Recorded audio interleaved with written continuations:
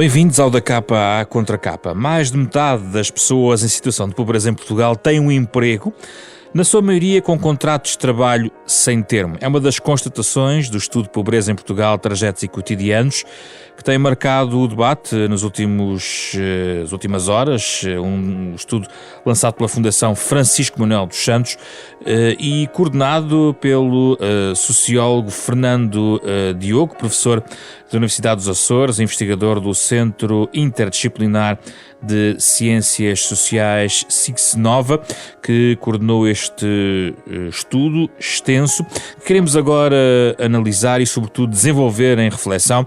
Contamos também com a presença de Rita Valadas, a presidente da Cáritas Portuguesa, para esta reflexão sobre a pobreza em Portugal, o que podemos fazer, que realidades diversas escondem os números agora conhecidos, para ouvir nos próximos 30 minutos.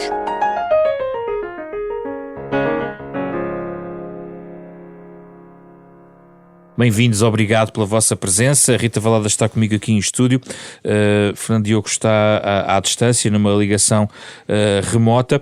Começo por si, professor Fernando Diogo. Eu posso dizer que há algo que não me surpreendeu muito, embora o professor tenha dito que havia alguma surpresa. Já se vinha a falar há uns tempos da ideia das pessoas que trabalham, mas que são pobres. Não é propriamente uma realidade completamente nova. Este estudo, no fundo, é o mais recente retrato que o indica. Porquê a sua surpresa? Bom, olá a todos, obrigado pelo convite e obrigado pelo destaque do estudo aqui no programa. A minha surpresa é mais não de haver pessoas que são pobres e trabalham, isso não é surpresa. A minha surpresa é que na análise dos dados qualitativos, dentro do perfil trabalhador, vamos encontrar uma maioria de pessoas que têm um contrato de trabalho estável, muitos há mais de 10 e alguns até há mais de 20 anos. Essa é que foi, de facto, a minha grande surpresa. E nessa perspectiva confirma, portanto, a ideia de que a pobreza é uma realidade de onde dificilmente se sai, é isso? Pode-se prolongar por décadas de trabalho? Mais que isso, não é? Portanto, também é uma coisa que se observa no estudo, é a persistência da pobreza na vida das pessoas, quer ao longo da vida das pessoas, quer mesmo para a maior parte dos casos na famosa transmissão intergeracional da pobreza, ou seja, passando de pais para filhos para netos, não é? Isso é uma coisa que nos deve fazer a todos pensar e refletir. Também não é exatamente uma questão que seja propriamente uma novidade, afinal é um problema que se transmite às gerações, mas não obstante, o debate sobre a pobreza em Portugal, o pouco debate que se tem feito sobre a pobreza em Portugal, estava a resvalar muito para a entrada de novas pessoas em situação de pobreza, quando de facto isso não é o cerne do problema, não existindo e sendo claro trágico não é o cerne do problema. O cerne do problema é de facto a grande maioria das pessoas que está de forma muito persistente, muitas há gerações em situação de pobreza. Ainda na questão dos perfis, gostava que nos ajudasse a explicar um detalhe. Os trabalhadores são 32,9%, nos tais 4 perfis, e os precários 26,6%. Portanto, estamos a falar de trabalhadores que têm um vínculo relativamente, até podem ter duradouro. Os precários, distinguimos-los apenas por a sua natureza precária desse vínculo? Não, distinguimos os precários por várias formas. Por exemplo, este grupo dos precários é o mais heterogéneo dos 4. Porquê? Porque fica ali entre os trabalhadores e os desempregados. Mesmo na análise estatística, quando nós fazemos uma coisa que é o mapa percentual, que nos apresenta graficamente os resultados estatísticos, claramente aparecem os 3 perfis empilhados, não é? Os trabalhadores, precários e desempregados, precisamente mostrando este lugar de fronteira dos precários entre os trabalhadores e os desempregados. E, portanto, toda a variedade de situações que nós vamos encontrar dentro deles. O perfil dos trabalhadores é muito mais consistente, é muito mais sólido no sentido de haver ali uma maior homogeneidade de situações.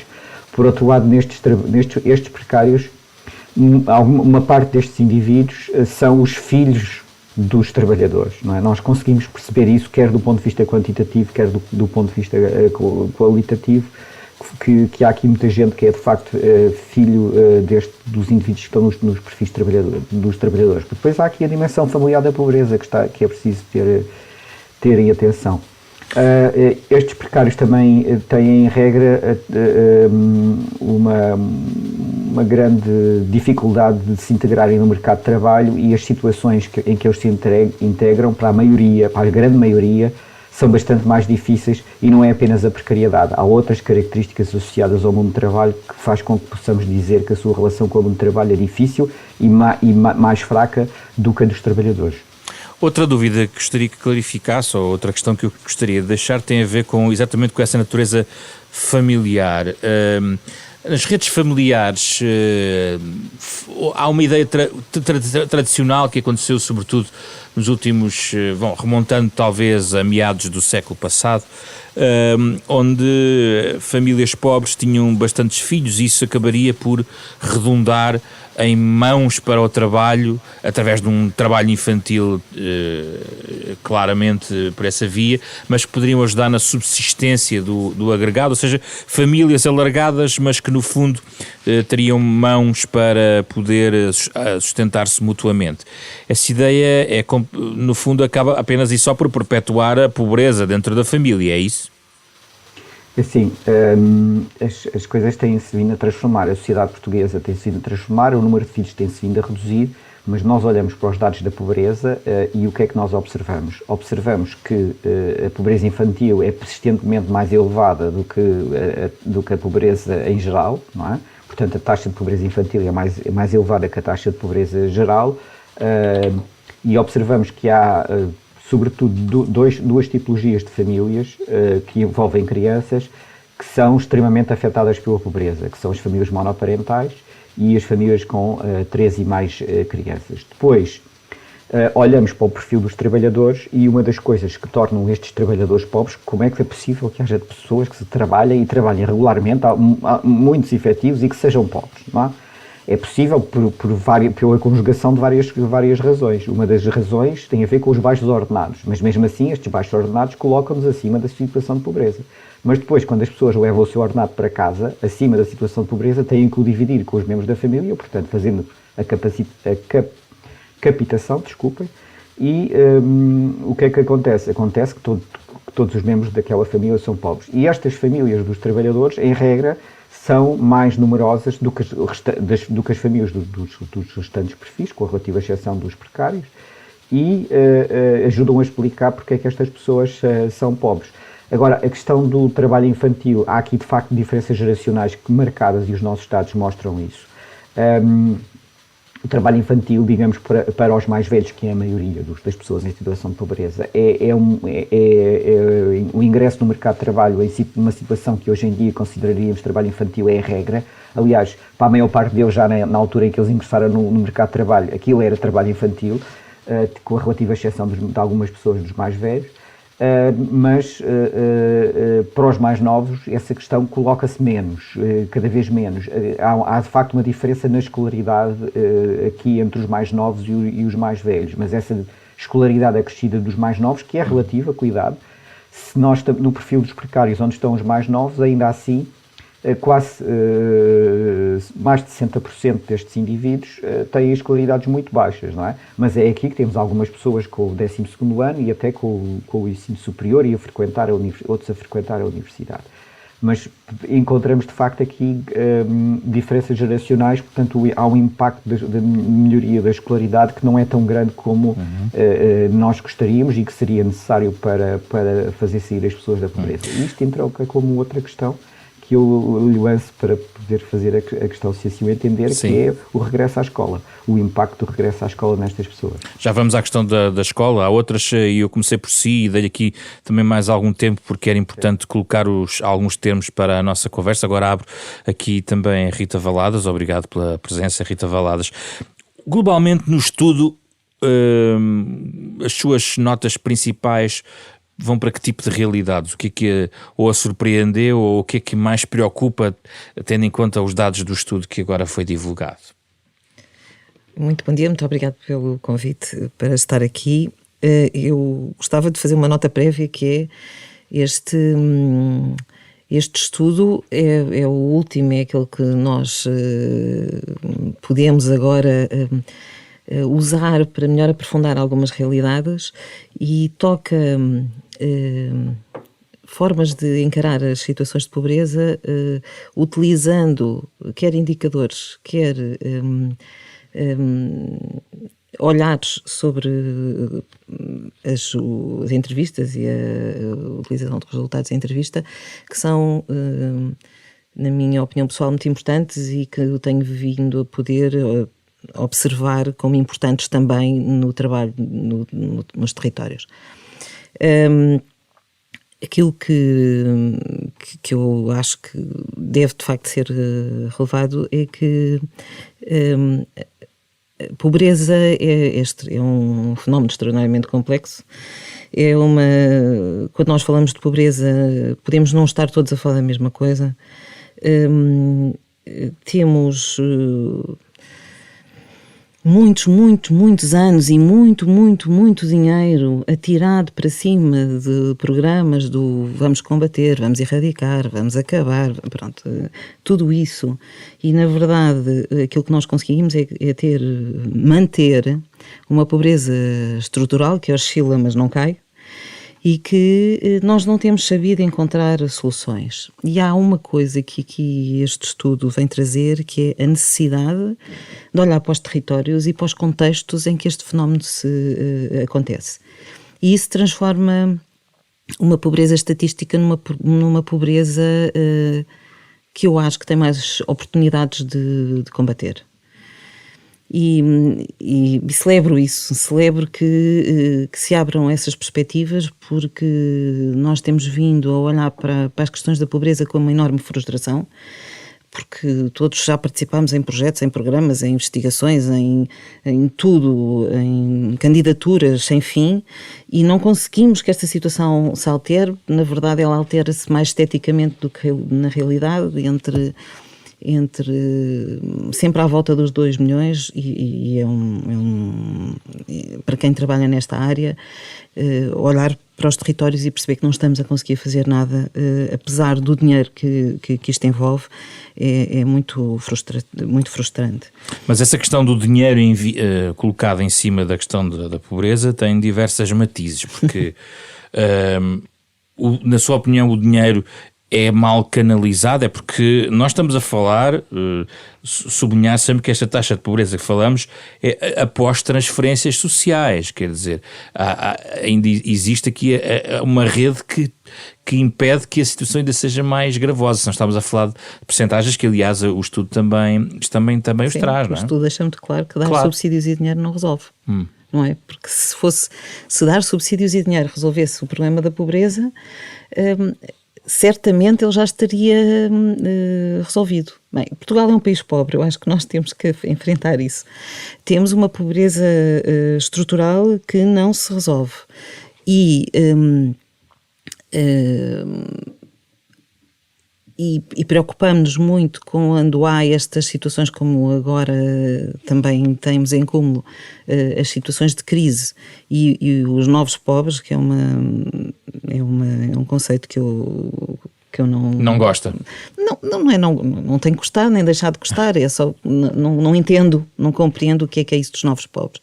Porque cada vez que existe uma situação de crise, devemos estar todos a trabalhar para que essas pessoas que estão em risco e que agora ficam ainda mais evidentes as razões que as levam e que as fazem permanecer, nós devíamos estar a trabalhar para que essas pessoas não fossem engrossar este número, porque depois em 2 milhões, mais 1.000, menos 1.000, não faz muita diferença, mas o cúmulo de muitos mil faz muita diferença e, sobretudo, faz muita diferença ao nosso país. Deixe-me ficar aqui neste ponto dos dinheiros que gastamos para tentar travar a questão dos subsídios e ouvir a percepção do professor Fernando Diogo sobre este tópico. Professor Fernando Diogo, qual é a sua perspectiva em relação a esta observação? Bom, nós temos aqui, penso eu, 3 ideias que podemos discutir. A primeira é que, de facto, as transferências sociais têm um efeito importante na redução da pobreza, sobretudo a pobreza dos idosos. Aliás, a maior parte dos apoios sociais em Portugal é dirigido aos idosos, e isso tem um impacto, e teve um impacto ao longo do século XXI, que já leva 21 anos, não é? Temos dados desde 2003 e percebe-se que a pobreza dos idosos tem diminuído, e isso deve-se, de facto, às transferências sociais, que são sobretudo dirigidas para si e sobretudo sobre a forma de pensões. Muitos estarão a dizer, mas as pessoas descontaram para isso, mais ou menos. Algumas não descontaram nada, outros descontaram muito pouco, e há um esforço acrescido do Estado para, de facto, reduzir a pobreza, muito centrado nos idosos. Talvez seja por facto dos idosos votarem muito, não sei. O certo é que, em contraste, em relação às crianças, essas transferências não se fazem, e a pobreza infantil é persistentemente acima da taxa de pobreza geral, isto no contexto de um país onde já não se faz a renovação das gerações, estamos por metade daquilo que seria necessário de crianças existirem para renovar as gerações, e mesmo assim com taxas de pobreza acima da taxa de pobreza geral. Só sublinhar que, digamos, a pobreza até aos 18 anos superou a dos mais idosos ali a partir de 2007, 2008. Sim, dos mais idosos desceu, das crianças e jovens manteve-se persistentemente alta, e sempre acima da média. Agora, segundo a observação, o problema, na minha opinião, dos apoios sociais que são oferecidos é que eles têm uma virtude que é ao mesmo tempo um problema. Qual é a virtude? Eu creio que ficou muito claro aqui no estudo que sem estes apoios sociais a vida das pessoas seria muito mais difícil. A pobreza seria muito mais intensa. As situações de fome a sério, não é, seriam uma realidade cotidiana, não é, muito regular, não é? Não quer dizer que não haja situações de fome, mas estas transferências impedem de facto essa situação de ser generalizada e frequente. E, portanto, há aqui um impacto das políticas sociais que é positivo, que reduz a intensidade da pobreza, para usar o termo mais técnico. Por outro lado, estes mesmos valores não são suficientemente elevados, com a relativa exceção dos reformados, como vimos, não são suficientemente elevados para retirar estas pessoas da situação de pobreza. E quando falamos aqui dos apoios sociais, atenção, não estamos a falar dos apoios, exclusivamente dos apoios sociais remediativos da pobreza do tipo RSI, estamos a falar de outro tipo de coisas, como, por exemplo, quando alguém, por exemplo, tem um ataque cardíaco e é o único provedor de rendimentos da família. Não é? Nós vimos uma pessoa que entrou em situação de pobreza, aliás, uma família que entrou em situação de pobreza por causa disso. Aliás, vimos até duas. Uma por um acidente de trabalho e outra por um ataque cardíaco. Tornaram as pessoas incapazes de trabalhar e pronto. Foi a família toda para a pobreza. Mas deixe-me só aqui, a Rita Valadez dizia, os subsídios por si não resolvem a situação. Está claro, é muito claro aquilo que sublinhou agora, ou seja, as transferências sociais são decisivas para travar a pobreza e são ao mesmo tempo insuficientes.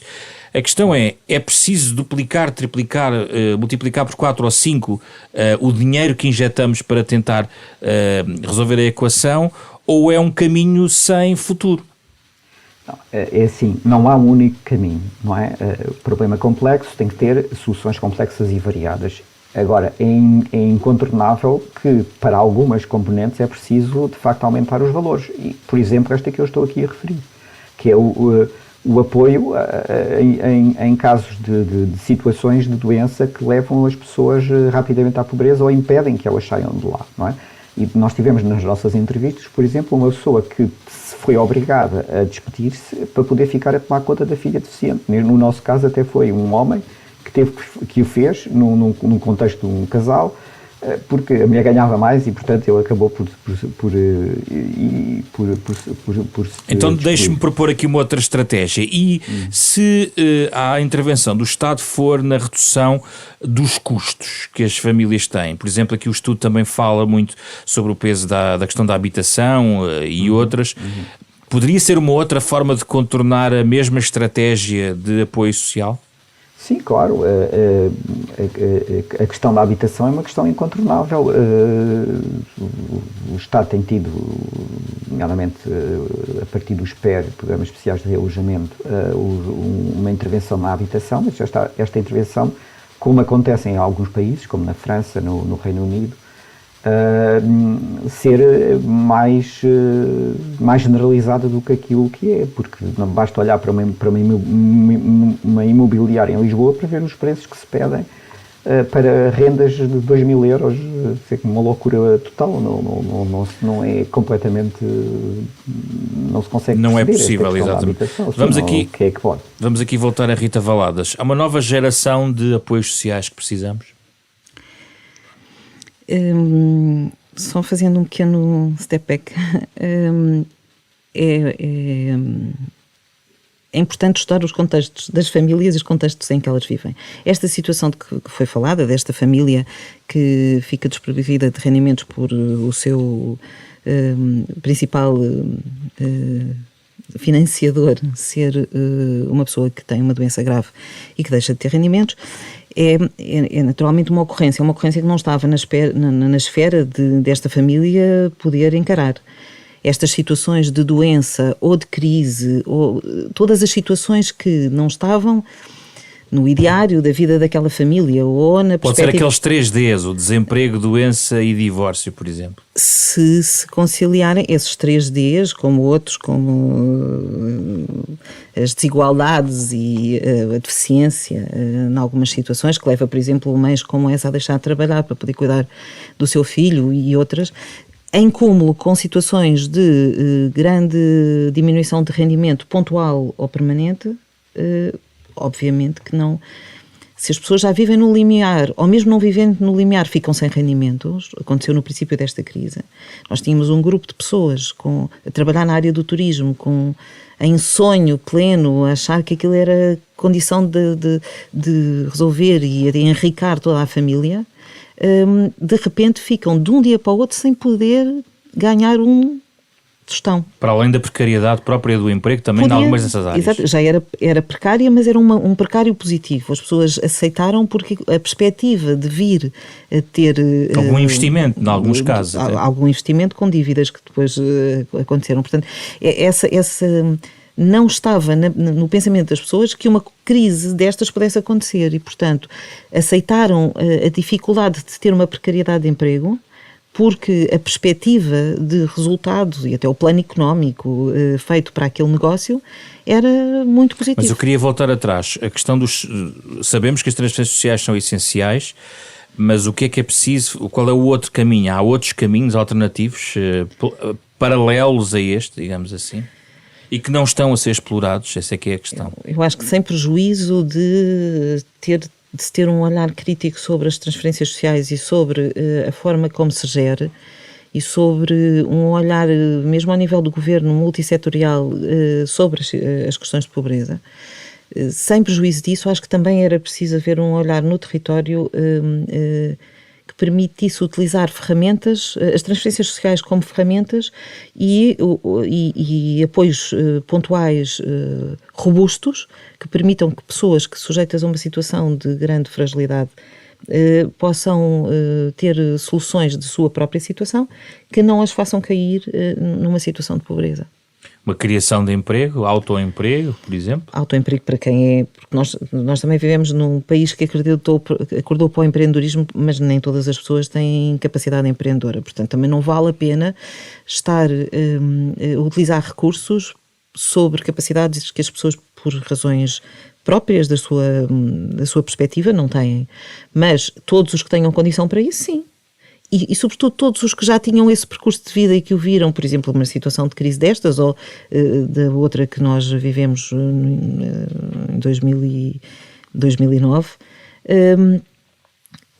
essas pessoas que tinham uma perspectiva de autorresolução da sua própria situação de rendimento e que por uma razão externa qualquer viram uma adversidade qualquer transformá-la numa situação de grande privação, precariedade, essas situações mereciam um olhar de estudo de caso que levasse a uma solução. Nem tudo se resolve com a organização em caixas. A complexidade que o problema da pobreza tem, como disse o professor... E falta essa abordagem multidisciplinar, é isso? Falta um olhar corajoso para esta abordagem multidisciplinar que já se faz em muitos casos. Professor Fernando Diogo, a pobreza infantil aí está, com estes valores que já aqui falámos, e eu gostava de lhe perguntar o que é que aconteceu com o papel da escola como ferramenta para tentar, enfim, de certa maneira, ou contrariar ou travar esta realidade. A escola seria essa ferramenta? Foi? Falhou? Gostava de ouvir sobre isso. Pronto, antes de lhe responder, há uma coisa que eu penso que casa muito bem com uma coisa que a doutora Rita acabou de dizer e que gostaria de aproveitar aqui para dizer, Força. porque acho que é muito importante, que é trabalhar a pobreza a partir da segurança social é condição suficiente para que tudo falhe. A segurança social, a pobreza não pode ficar acantonada à segurança social porque precisamente que é multissetorial. Está-se agora a discutir a criação de uma estratégia nacional de luta contra a pobreza. Eu sou um dos autores da estratégia regional dos Açores da luta contra a pobreza, onde tenho alguma experiência de como é que isto se faz, e posso garantir que se é a intenção do Governo da República colocar a luta contra a pobreza nas mãos da segurança social, isso vai falhar, de certeza absoluta. Inequivocamente. Agora, em relação a... Mas nessa matéria é preciso torná-la sempre multidisciplinar, é uma condição essencial para... No Governo. Como? No seio do Governo. Sim, interdependente mesmo. Sim, tem que haver ali uma coordenação que envolva a dimensão económica, a saúde, a educação, a habitação, e não apenas as questões relativas à segurança social. Isso é quase um Ministério da Pobreza, que permitam a caricatura. Sim, não era preciso ir para um tipo de estrutura, enfim, excesso de estrutura também não ajuda. Mas ali um envolvimento forte a partir da presidência do Conselho de Ministros a coordenar de facto essa estratégia e a envolver, eu diria, como disse a propósito da estratégia regional, diria a propósito da estratégia nacional. Se dessa estratégia a única coisa que resultar for uma maior coordenação entre os departamentos do Estado, já seria uma grande vitória para o combate à pobreza. Relativamente à questão sobre a pobreza infantil e o papel da escola, sim, o que nós observamos no estudo, aliás, não foi exatamente uma novidade nenhuma, porque já desde antes de eu nascer que se sabe que isso acontece, é que há um ingresso precoce destes indivíduos que perpassa os diversos perfis no mercado de trabalho, com uma saída precoce da escola. O que nos surpreendeu um bocadinho é que encontramos um número pequeno, mas significativo, de pessoas que saiu da escola com sucesso escolar. Também há aqui os mais novos que, mais uma vez, saíram da escola mais tarde e com maior escolaridade, embora de forma relativa, muitos também em situação de insucesso. Isto tem a ver, nós falamos aqui com os 3Ds da pobreza, já agora a deficiência nós incluímos na doença, mas os 3Ds da pobreza não são suficientes para explicar a pobreza. Tem a ver com o microsocial. Há aqui uma dimensão macrosocial que é preciso também ter em conta, e se me perguntarem, eu até acho que é mais importante que os 3Ds da pobreza.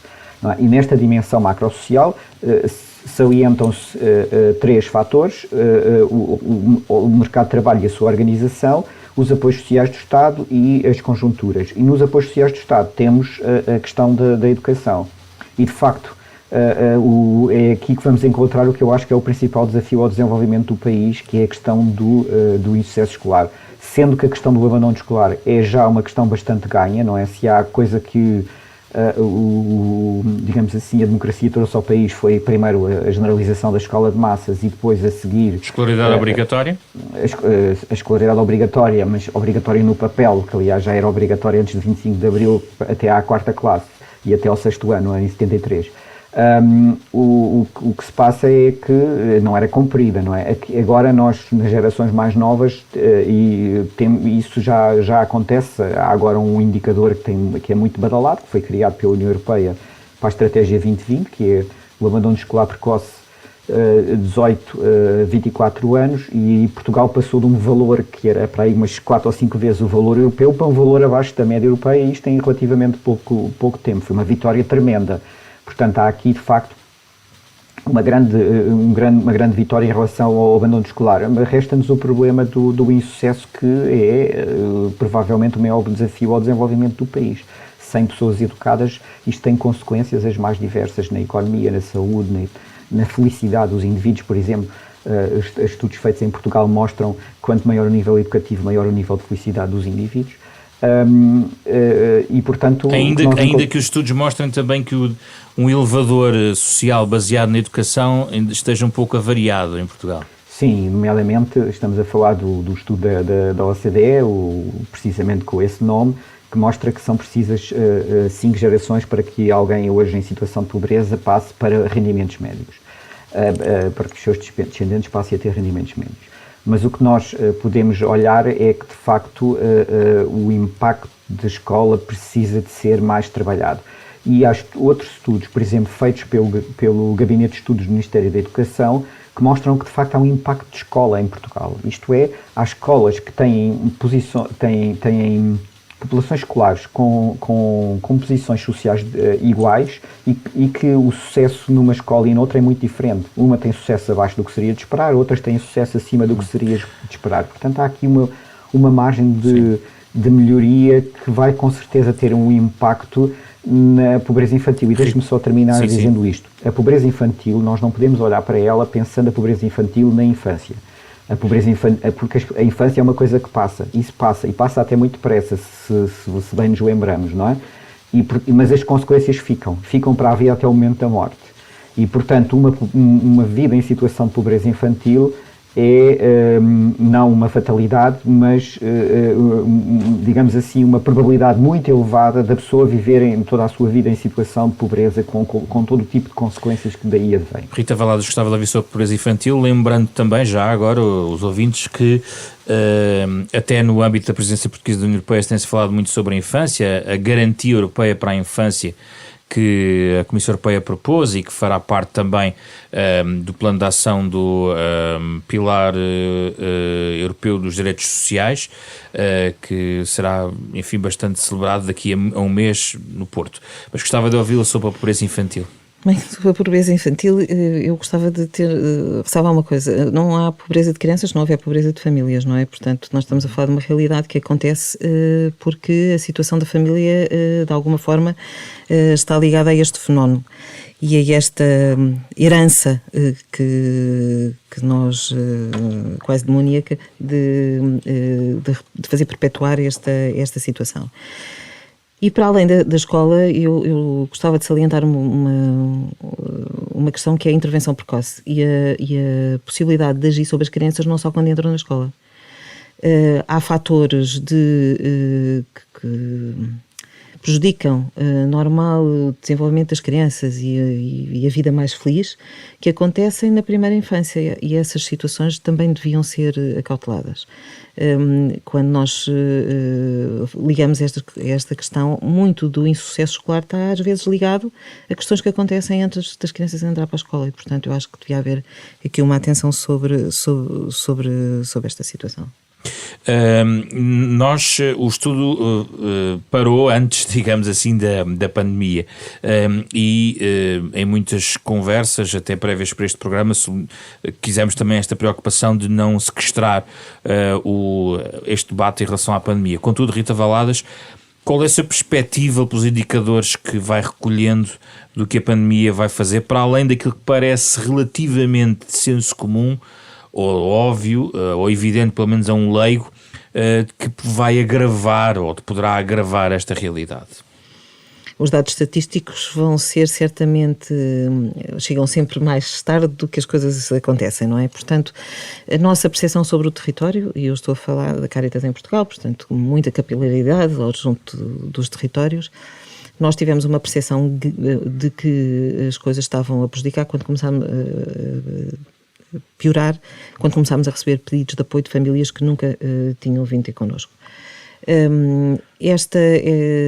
A situação da crise social, daquilo que tem sido a minha percepção das últimas situações de crise que nós vivemos, é que a maior crise social acontece bastante depois do início da crise económica, ou até muitas vezes quando a crise económica supostamente já está resolvida. A retoma económica ainda é acompanhada por crise social, porque muitas vezes há perda de emprego, é mais prolongada do que a crise económica propriamente dita. Portanto, todos os sinais que nós tínhamos agora, e temos alguns, não são a história desta crise. E a história desta crise vai-se escrever depois. Eu acho que ninguém pode dizer, às vezes perguntam-me o que é que vai acontecer daqui a um ano. Perguntaram o ano passado e eu o que disse, o que nos ensinou 2020 é que nós não podemos planear. Não é?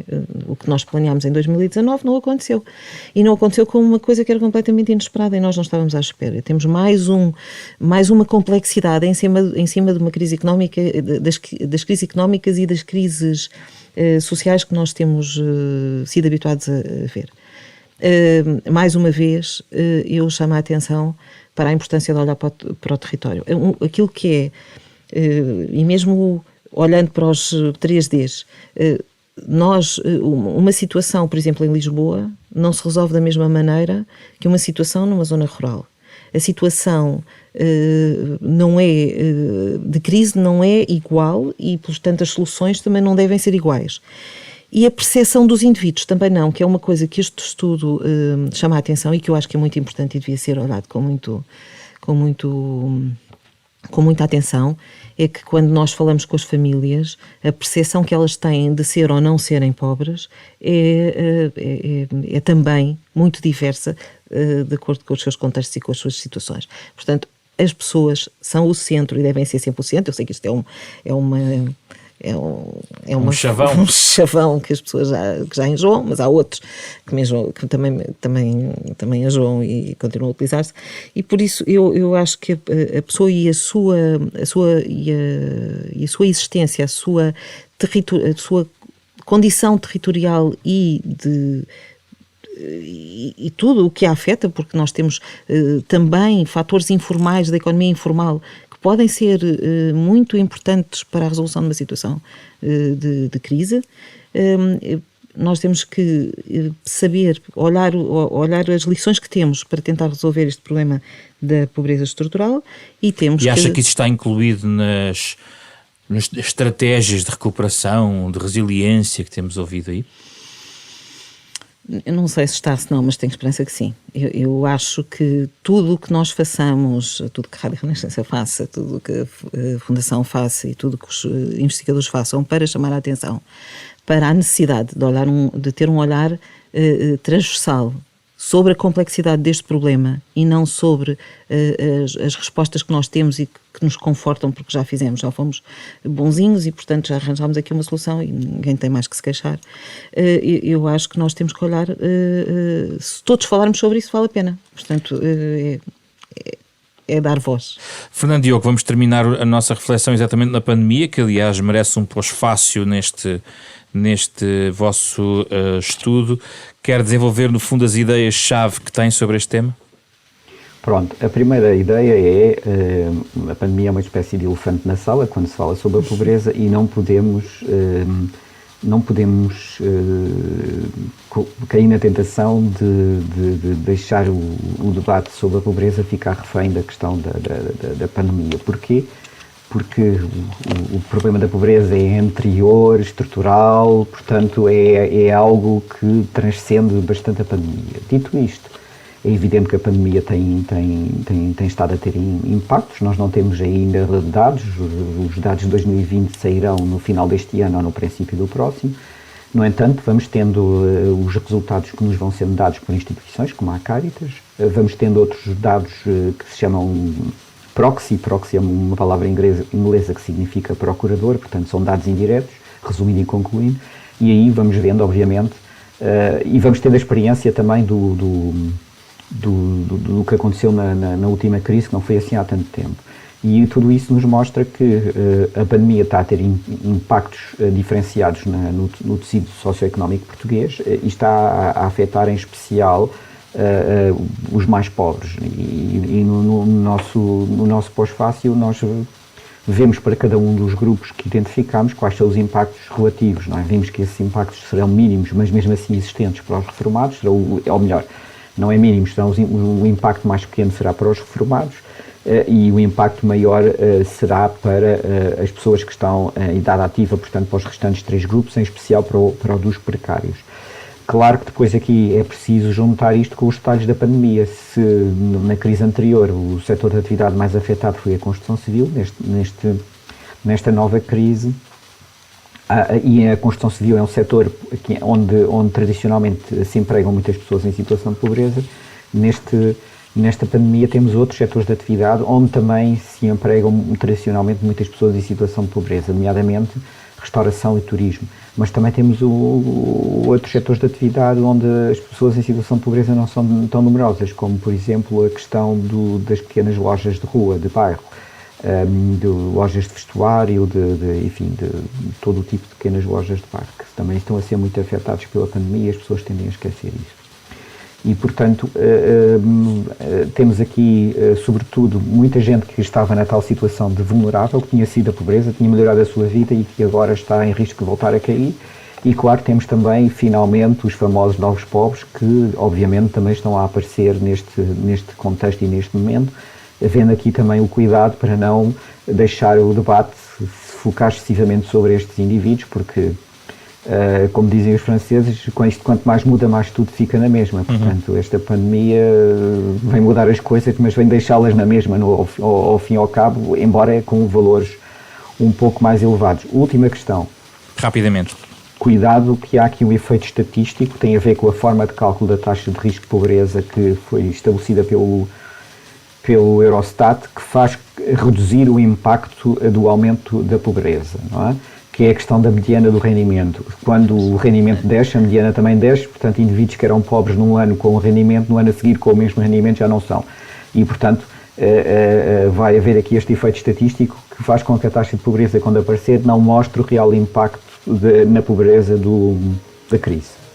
Muito obrigado pela vossa disponibilidade, Fernando Diogo, Rita Valadas, os nossos convidados deste programa. Esta semana olhámos para o estudo divulgado esta semana, A Pobreza em Portugal, Trajetos e Cotidianos, lançado pela Fundação Francisco Manuel dos Santos, parceira da Renascença, neste programa Da Capa à Contra Capa, programa com genérico original de Mário Lajinha e que estará disponível na versão integral em podcast nas plataformas digitais habituais. Esta semana o programa com Carlos Vermelho, André Peralta, Ana Marta Domingos, José Pedro Frazão. Regressamos na próxima semana com outro tema em debate.